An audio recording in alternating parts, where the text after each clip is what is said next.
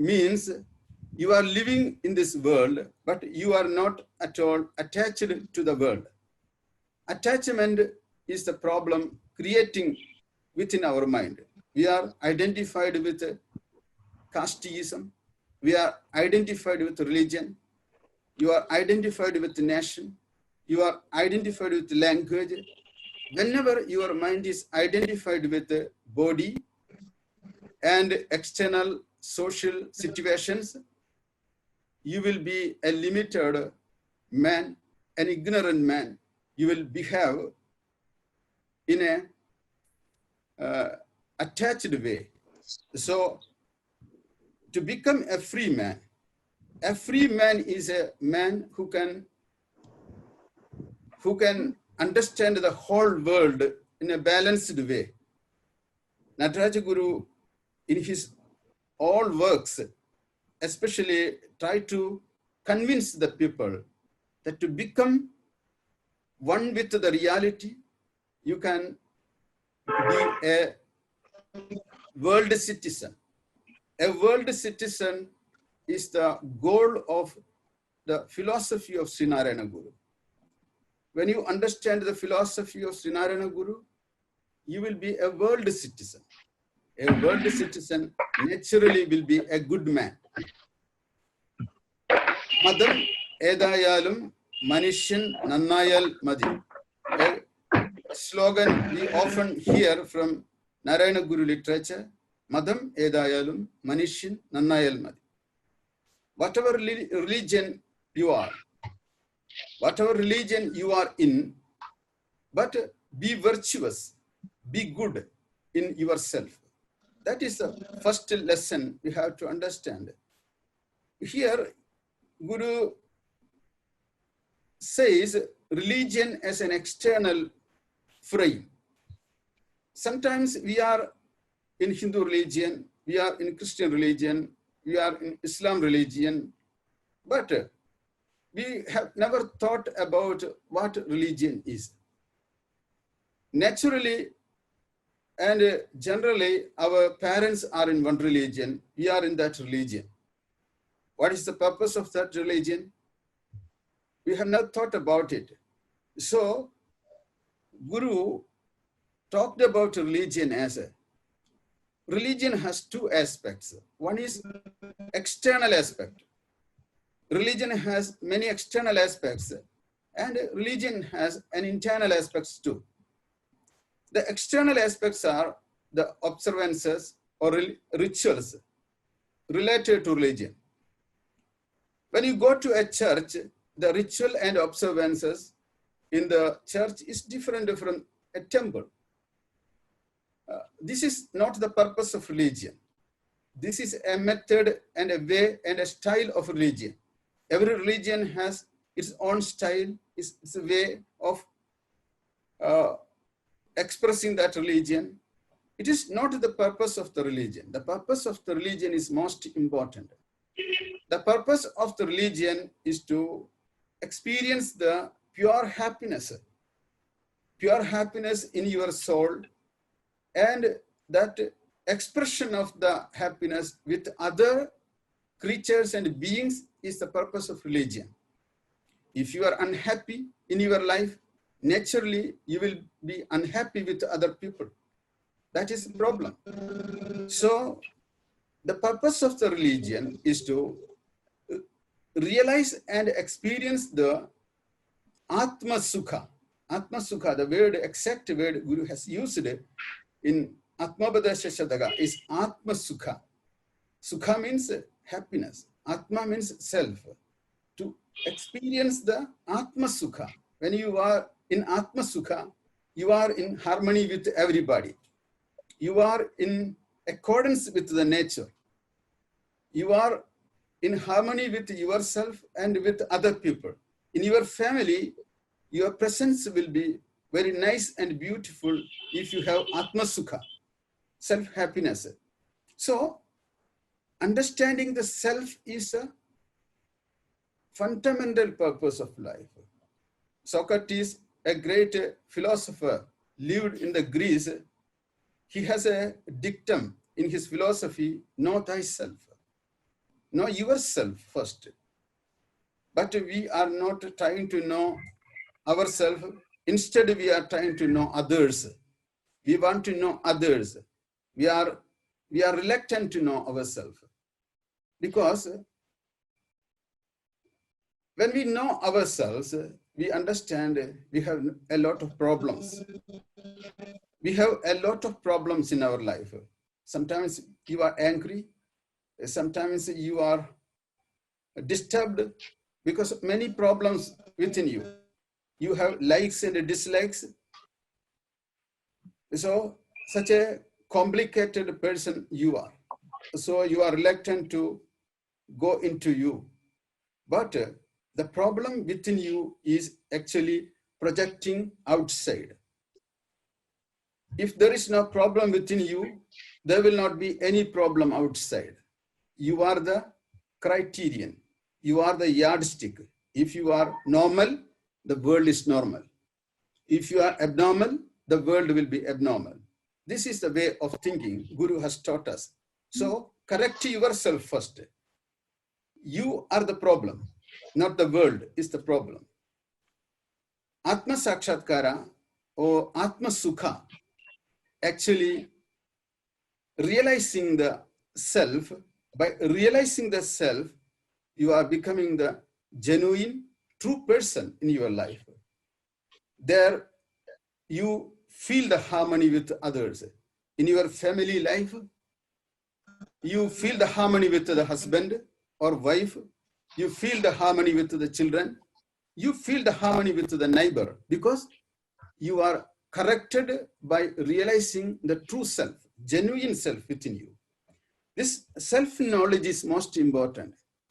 So Srinarayana Guru taught us to realize the self, understand yourself. A path he has created for that. Atmabadesha Shadaga, written in Malayalam. I am unwilling to chant again and Malayalam for you because his Malayalam is not communicable for most of the people, because Arivilum eri arinidunnavantan Uruvilumottu purattu mujjwalikum karuvine Kannugalanju mulladakki Terudere veenu vanangi oditenam. These words you again and again you chant in your life. Regularly when you chant, there will be a question in you. What is the meaning of Karu? What is the meaning of Kannugalanchu Ulladaki? And naturally, this regular reading, we need, especially the works of gurus are profound, deep. We have to imbibe and absorb the culture of Guru.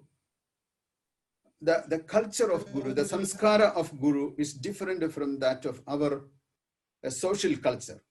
We have a socialized culture. We have an external culture, but we have to develop an internal culture to understand the meaning of the words of Guru. Actually, this satsanga is meant for understanding the words of Guru. You should become a disciple internally, to disciple of the Guru, not a mere follower, not a mere devotee. Most of the people are devotees and followers. These followers and casual devotees are actually unwilling or reluctant to follow complete teachings of Guru, especially when you realize the truth, realize the self. Compassion is your resultant expression. The compassion means you love yourself first. Out of that love, you feel the compassion for ordinary creatures. Excuse me.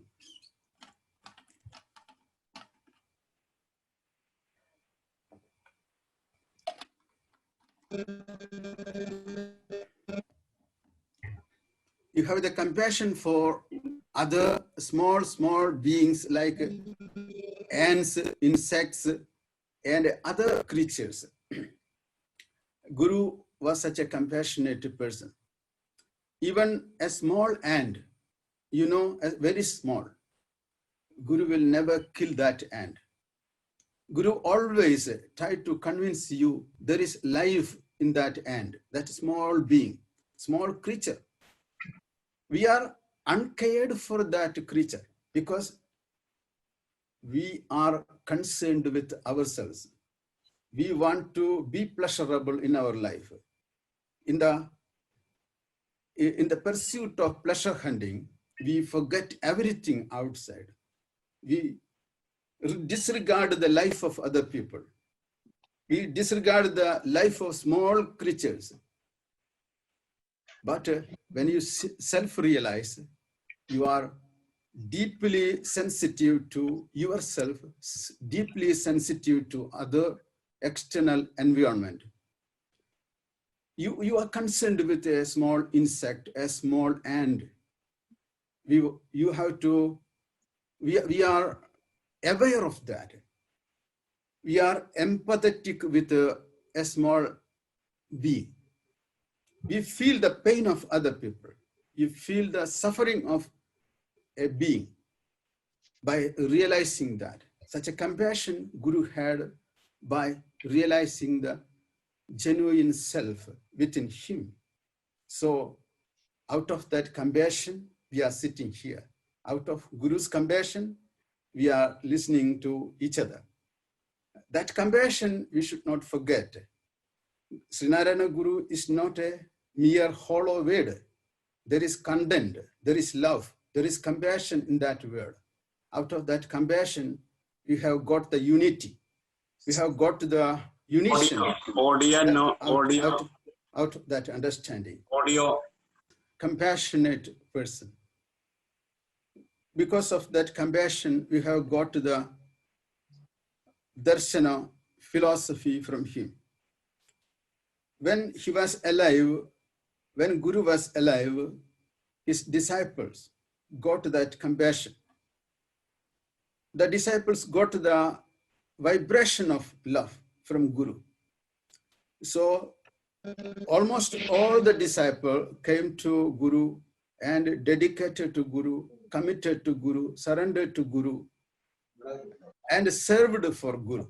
This, out of that service, out of that commitment, we got a tradition, a Guru tradition, a tradition in which we still, you listen to me because I am talking about Guru. You know, this tradition is most important. I have got my tradition from my Guru. My Guru is Guru Nitya Chaitanya Yati. Guru Nitya Chaitanya Yati, 25 years surrendered to Nataraja Guru. Nataraja Guru surrendered his whole life to Srinarayana Guru. He was a well-educated person. He is the son of Dr. Palpo. You know, in the age, in Dr. Palpo's time, Dr. Palpo has the hold of, he has the wealth, he has the social recognition, he was the doctor of Mysore king, so he has the power to educate his children. Nataraja Guru was educated in Bangalore, in Madras, in Colombo, and later Srinarayana Guru himself sent him to the Sorbonne University in France, giving 1,500 rupees Guru collected as a bhiksha from the people. Guru gave this money to Nataraja Guru. Nataraja Guru was called by Guru Thambi. Thambi, I have got this money collected from different people as alms, as dakshina. And this money does not belong to any organization. You can take this money and travel abroad, go there and spread what I have taught you, what you have learned from you. Spread this knowledge to the people all around the world. Actually, Nadaraj Guru was the only person, only disciple who is well educated, who knew English language, who knew French language.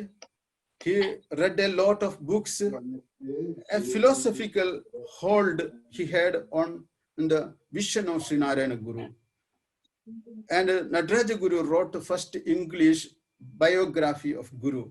And Nadaraj Guru published that biography in the West.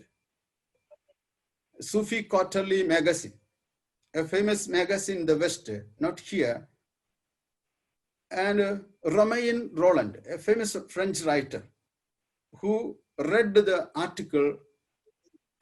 articles from this Sufi Quarterly magazine.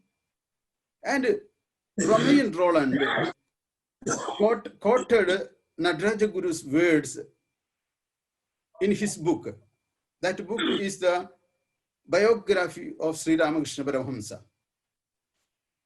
And Guru became famous at that time. When in 1928, Guru was so famous because Nadaraj Guru tried to spread the wisdom and philosophy of Sri Narayana Guru in the West. Nadaraj Guru translated some of his works into English. Those translations are still available. Nobody has made any change in the translation Nadaraj Guru has done. Still, we have to translate Guru's works in a very simple and communicable way. So, such an attempt is extremely needed at this age because people are interested in the philosophy and vision of Guru. The world is going through a lot of crises and problems because of ignorance. So I would like to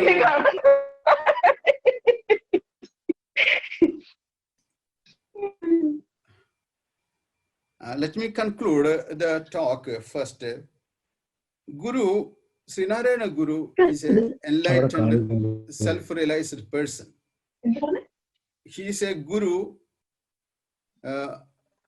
So we have to understand a Guru, an enlightened person, through a different perspective, not an ordinary perspective. Most of the people try to understand the Guru as an ordinary person. But this ordinary perspective is not sufficient for the complete understanding of Sri Narayana Guru. A Guru means beyond his physical reality, beyond his mental reality. We are familiar with mind and body. We know the mind and body reality. How can we understand a person who is living beyond mind and body with this limited reality? So we have to surrender to the God, surrender to the Guru in order to get to the real essential meaning of the philosophy and the words of Guru by surrendering to Guru as a disciple. By surrendering, your ego is totally evaporated, completely evaporated. In a state, if your ego is completely erased or evaporated, the lessons of Guru will be shining within you. This is the essential way to understand Guru. So,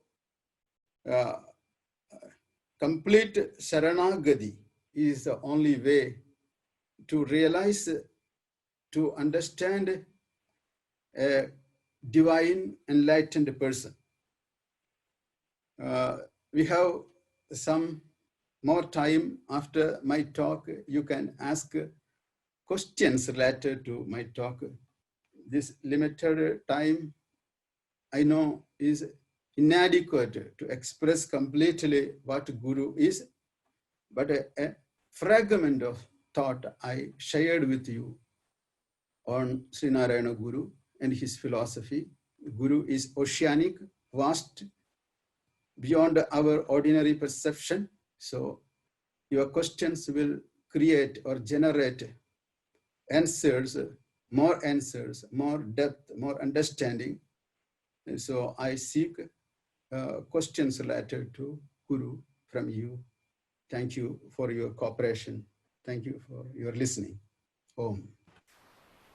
Thank you very much, Swami. This is Jija Hari Singh. Before Mr. Raghunandan comes in and starts the question and answer, I thought that let me just mention first one or two sentences, my feelings. Thank you very, very much. What you said about satsang, I understood only today. Yes, we are making a small attempt to listen to you, to start on our first baby steps towards understanding Guru's compassion, Guru beyond body and mind. We do, we used to look at, or maybe we do look at Guru more as a social reformer who brought freedom to us and things like that. But only when you talked the full impact of what actually it is that we come across, we touch the compassion of Guru in such satsangs and when talking to people like Swamiji. And that is how we are moved deep within. ഒരു അവാച്യമായ ഒരു അനുഭൂതിയായിരുന്നു എനിക്ക്. അത് പറയാനായിട്ടാണ് ഞാൻ I thought that let me just first talk about that, because it was really, really for the first time I think I felt like this ever. So thank you very much for that. I do understand now what you said about going beyond the mind and body to another level of perception. Thank you. Thank you. I am Mohan Kumar from Visakhapatnam. Swamiji, earlier in our Vizag, Swamini Chedana has come and given us Anugamba Dashakam actually. She was there for 2 days here. Yeah, so I know we that. are quite happy. So, Swamiji, my question is, our Narayana Guru's philosophy is Advaita philosophy, right? Yeah, right. And there is another doctrine called Dvaita also. Yeah. What is the major difference between Advaita and Dvaita? Just I want to know, Swamiji, please. Advaita means there is no duality. Duality means two. There is no Dvaita. The denial or negation of Dvaita means there is one reality, not many, not two. That means there are no many realities. There are no two realities, only one reality actually Advaita means. But here in Sanskrit, our philosophers, our rishis have adopted the word Advaita, a negative word. A means not in Sanskrit means not in English. Not. A means not. Dvaita. Not Dvaita. Not duality. That is Advaita. The duality here is that naturally when we experience this world, we see the world as an objective reality outside from us. We are the knower of the world. We are the knower of the world. This is a duality. We can understand this. In Guru's language, in Atmapadesha Shadagam, അറിവിൽ ഇരുന്ന് ഒരഹന്ത ആദ്യമുണ്ടായി വരും, അതിനോട് ഒരു ഇദന്ത വാമയായും വരും, ഇവ രണ്ടുലഭങ്ങൾ പോലെ മായാമരമഖിലം മറയെ പടർന്നിടുന്നു. അറിവിലിരുന്ന്, അറിവിൽ നിന്ന്, from the knowledge, from the pure knowledge, ഒരു അഹന്ത, അഹന്ത means ego, ego ആദ്യമുണ്ടായി വരും. First arise an ahanda, ego. The ego means usually I. The I consciousness within us is the ego. And adinodu idanta vamayayum varum. Idanta means world. Well, there is a I conscious within us, and idanta means a consciousness, objective consciousness as world. This duality will be there always in ignorance. Whenever you are in ignorance, there will be duality. Duality of God and world. Duality of I and the world. This duality will be existing in an ignorant person. Only when you are wise or knowledgeable, this differentiation, this duality will be vanished. Only when you are knowledgeable, understand the true knowledge, this duality will disappear. This duality is the starting point of our misery, our problem. Whenever you can remove this duality by true knowledge, then alone we can completely eradicate the problems that we are going through in our life. So the duality, the dual consciousness is part of our ignorance. Try to understand whenever there is duality and multiplicity, both is the products of ignorance. In Advaita, Advaita means consciousness of oneness. Consciousness of oneness is Advaita. Whenever there is consciousness of oneness, you feel one with all. There is no separation. Avan ivan ennariyunnadokke orthal avaniyil adimamayoru atmarupam. There is no other reality, only one reality in this world. There is no differentiation, I, you, and other person. Such a differentiation is a product of ignorance. This is the teaching Guru has given. Okay, PG Mohan Kumarji. And this Dvaita principle, Swamiji, is it relevant, or is it, I think there are Madhavacharya and Ramanuja, I understand they have followed this Dvaita principle. Am I right, Swamiji? Dvaita is relevant for the living in empirical world. Empirical world means a practical world. But you should know Dvaita is operating mechanism, not real. You can use this Dvaita language, Dvaita duality for acting in the world, to working in the world. And it is not real, but operative reality. This is empirical reality. That is empirical. For the practical purpose, you can use this duality. And after using the reality for the practical purpose, you have to drop that duality and realize you are not dual. Don't be identified with this operating mechanism, this duality. Body is needed for practical life, but you are not the body. This understanding should be there within you, always. That is why duality has relevance in the world. Okay, thank you, Swami. I would like to put one more perspective in this regard. Yeah. Can I? Vinod Kumar. Vinod. Hello. Yeah. Can I put one more perspective in this regard? Yeah.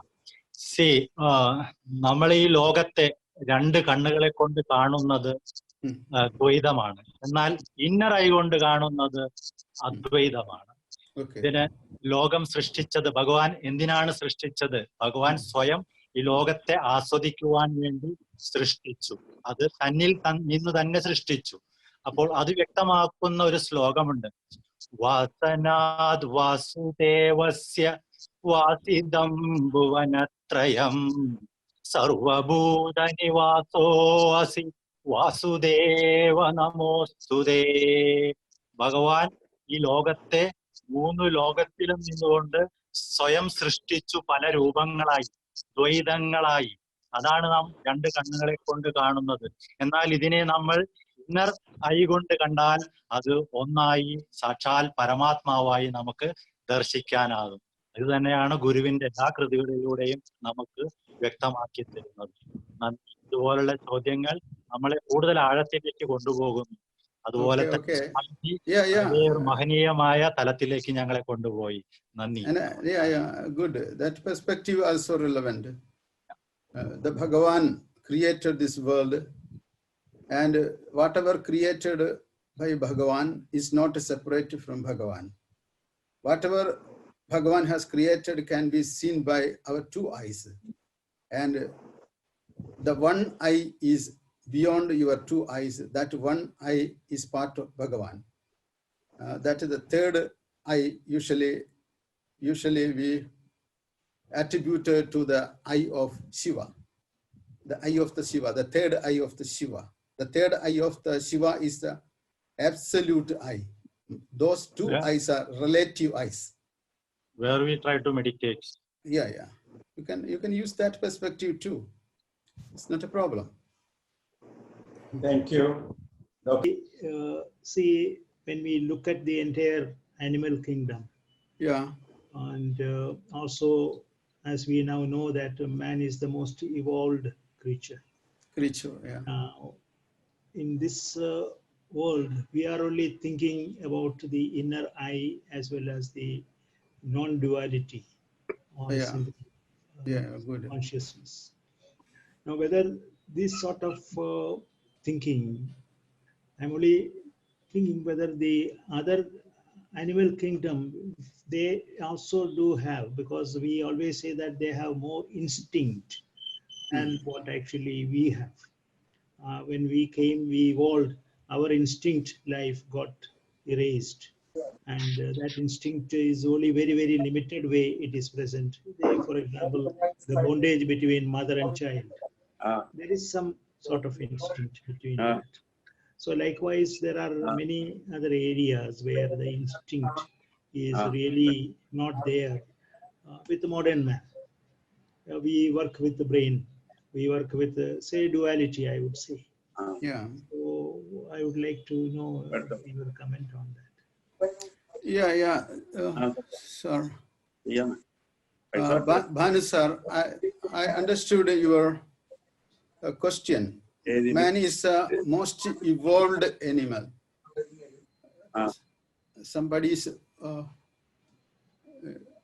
The man is the most evolved being in the world. This is a truth. But other unevolved animals, instinct is the mechanism of power functioning for their day-to-day existence. Animals are eating food, finding out food. Animals are mating with their partner, and animals are sleeping. These are instinct. Instinct means where we have no conscious element in our life. But in human beings, actually, there are a lot of areas in which instinct is predominant, not consciousness. Most of the people, around 80% of the people in the world, they are instinctive and impulsive in their behavior, not conscious. Only a few people in the world try to live consciously. But in their life, subconscious and unconscious have the domination in their life. Also, consciousness is a little. Only very few people, like Srinarayana Guru, Buddha, and Shankaracharya, Christ, they are fully conscious. This fully conscious means enlightenment, self-realization. They are fully conscious. They are doing their action out of their consciousness. They know why they are functioning, but they are unattached to action, the purpose of action. They are free from their action also. But we have to use our faculty. We have been gifted by the divinity as the consciousness. Consciousness is expressing through intellect. Intellect is a mechanism. The brain is an evolved instrument. Intellect is functioning through this brain. Brain is only a mechanism. Consciousness is beyond brain and intellect too. But only few people using this conscious power to work in this world. First of all, I am talking about we can become conscious in our day-to-day life. When you sleep, when you walk, when you take a bath, when you prepare food, when you do job, you can be more conscious. Conscious means aware what you are doing. Be slow, and be aware what you are doing. Whenever you speak, be aware what you are speaking. This awareness within you will make you more sensitive too. So by awareness, you can become more conscious, and this conscious element within will make you a more evolved person in this world. So I would like to say, we have never used our consciousness completely. We have underutilized consciousness. We have underutilized it. We can use our consciousness completely. So as a conscious animal, conscious being, human being can utilize more and more his consciousness by realizing his true self. The consciousness means our true self. There is no separation between consciousness and self. Arivaham ennadu rendu megamam avaranamozhignavane anyanundu vadam. Atmavadesha Shadaka, Guru has written a slogan, Arivu aham ennadu rendu megamam. Arivu means consciousness. Aham means I. Arivu aham ennadu rendum egamam. So one, there is no difference. But to whom this oneness, only one whose ignorance is gone. Avarana mozhinyavan. Avarana mozhinyavan means the ignorance is gone is avarana mozhiyuga. Only a person whose ignorance is gone can experience the oneness of the consciousness and the I. I and the consciousness are one. This feeling is the complete evolution of human being, the complete man. Evolved person is not ordinary people, only Sri Narayana Guru, Buddha are complete evolved people, complete conscious people. So let me try to express my understanding with you. I think you could grasp the essence. Okay. I agree with the Swami. Yeah, Okay. We have also been reading about the Guru's philosophies, and also nowadays I'm also reading quite a bit on these lines. Yeah. And I am really trying to understand these sort of differences between our human evolution. We have come a long way, and in this process we have also learned many things, and this is the highest level of achievement, I would say, the consciousness, which very few people evoke it, very few people understand that. And ordinary people like us, we cannot, because our attention is always diverted in the duality, and with the family, with the children, everything. And thereby, we don't have that much sort of time or anything to really concentrate into that consciousness or that level where we can evoke it, whether we can even trigger it to achieve certain things. At least some people are capable. That's what they are different from us. This, because you put this question, this is a rare question. Not ordinary people ask this question. because consciousness is not concerned with ordinary people. They are concerned with our ordinary life. In the case of evolution, man is the most evolved being in this world. This nobody has thought about it. Nobody has thought about it. This is a statement. Man is the most evolved being in the world. But this is a general statement. Correct. This is not a specific statement. When we go specifically into this statement, some people are evolved. Not all the people are evolved. Evolution, there is natural evolution and there is conscious evolution. Actually, natural evolution brought us into a human body. But by conscious evolution, we have to become the divine body. We have to get the divine reality. That conscious evolution is not ordinary evolution, it's a revolution actually. It is a revolution man can make in his life. Only man can make in his life. No animal can make it in his life. That's a revolution, conscious revolution. Conscious evolution is the revolution. I think so. Yeah. That This is for, probably that is why we also differentiated between the instincts which the animals have more, and whereas we lost that in the course of evolution.